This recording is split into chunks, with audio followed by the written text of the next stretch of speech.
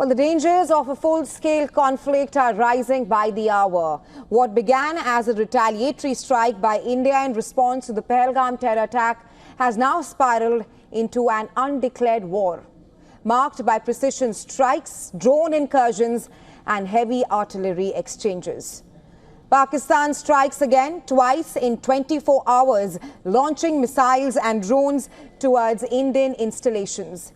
But the assault fizzles out, crushed by India's unyielding shield, Akash Tir systems that roar to life, intercepting and vaporizing every incoming threat. Not a single missile makes a dent. It's clearly a case of yet another Pakistani misadventure meeting India's firepower.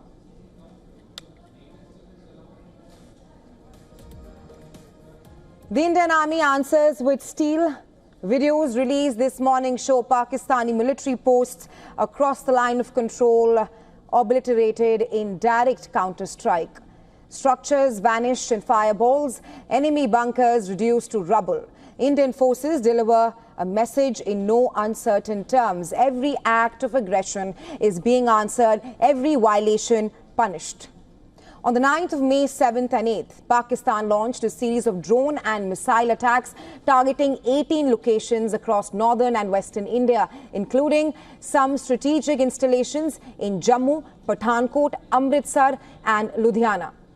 India's integrated air defense system, primarily the Made in India Akash surface-to-air missile air defense system, effectively used by the Indian armed forces in foiling Pakistani attacks towards Indian targets.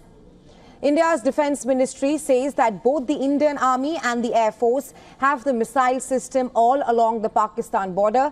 The Indian Ministry of Defence says no casualties or material losses were reported, while assuring that India remains fully prepared to defend its sovereignty and safety of its people. India's answer is swift and surgical within hours of the Pakistani attack. Indian armed forces retaliated, destroying air defense radar systems in Lahore. It's a big blow. The key Pakistani city is now virtually defenseless. Meanwhile, Pakistan's frustration boiled over into indiscriminate shelling along the line of control, targeting Indian civilians in Punch, Kupwara and Baramulla.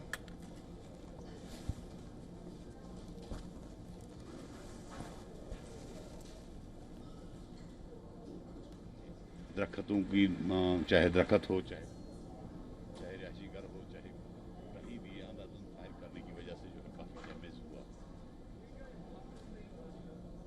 In total, 17 civilians have died in Pakistan's indiscriminate shelling. Over 60 people are injured. The homes of villagers living near the LOC has also been destroyed in targeted shelling by the Pakistani military. India has responded with proportionate force, silencing enemy guns and restoring calm with unblinking resolve. Well, India's message is unmistakable. Any act of aggression will be met with a response that is focused, measured and devastating. Indian air defense systems have changed the game. Indian retaliation is no longer a promise, it is a proven reality. Pakistan's bid to escalate has been crushed again, and the initiative now lies firmly with India.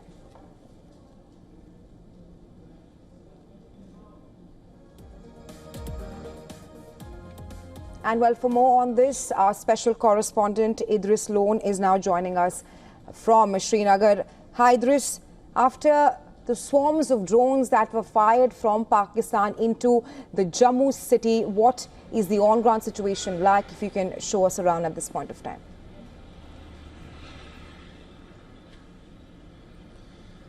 Well, Raisha, we just got to know that the Lieutenant Governor of Jammu and Kashmir has reached Uri, where he met with the people, especially the ones who have been injured in the last 2 days in the massive shelling that has been carried out by the Pakistan Army On the other side, the Chief Minister of Jammu and Kashmir, Umar Abdullah, also left from Srinagar and reached Jammu today, where he met the victims of the Poonch, the injured who are being treated at the hospital in Jammu from the Poonch area, who are basically Umar Abdullah went to meet them.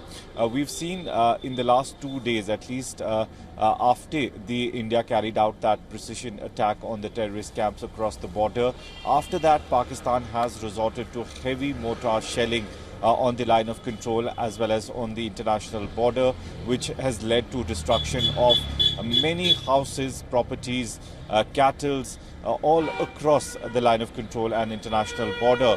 16 civilians have died. Yes, last night only in Uri there was a ceasefire violation from the Pakistan army in which 2 civilian women were injured. One of them later succumbed to her injuries. While as around 60 people in total are injured and are being treated at different hospitals across Jammu and Kashmir, this situation on the line of control still remains tense. We've seen the escalation from the Pakistani army yesterday. It started at around 9 o'clock. When not only the ceasefire violation was reported from at least 5 places, but there was an infiltration bid which was foiled by the border security forces in the Samba region on the international border. Right. And along with that was the drone attack which was carried out by the Pak army on the Jammu city. Although the drone attack was foiled by air defense system and the security forces, but there was a lot of panic among the people. And since yesterday, we are seeing that people are preferring to stay indoors. There was a power cut for a long time. There was a complete blackout for at least 4 to 5 hours across Jammu and Kashmir, which has led to a lot of panic, especially among the people who live close to the line of control and international border, because they're the one who are bearing the brunt of this whole violence. Right, Idris, because Pakistan continues to breach the ceasefire violations along the LOC. But stay with us. I'm also being joined by Senator for Foreign Affairs, Siddhant Sibal. Siddhant, there are a slew of huddles, a slew of meetings taking place here in New Delhi, with the Defence Minister chairing a review meeting to also meet with Home Minister Amit Shah and also the Finance Minister. Get us up to speed with what is happening in India's national capital at this point of time. Well, number of back-to-back meetings are happening. We know that the Indian Defence Minister is sharing a meeting with the CDS and the 3 service chiefs. Situation remains fluid, evolving, but all in all, we know that the strikes which took place from Pakistan yesterday, especially in north and northwestern part of India, is something that has been seriously taken note of, and this has been a developing situation. We also know that there were a number of conversations between the Indian External Affairs Minister and his Italian, European and US counterpart, where the Indian side made it clear that if there is an escalation, India will be giving a firm response. Right, Siddhant, stay with us. I would go across to Idris now. Idris, you're joining us live from Srinagar, and what we're also learning is that the border security forces, they have said that 7 terrorists have been killed in an operation overnight while attempting to enter India through the Samba sector in Jammu. Tell us more about that operation. Well, yes, Raisha, it was exactly at the same time when the drone attack was taking place. There were ceasefire violations all across the line of control, as well as on the international border in Samba as well, from the Pakistani army. And it seemed that Pakistani army was giving a cover to the group of terrorists who were trying to infiltrate into Jammu and Kashmir through Samba district.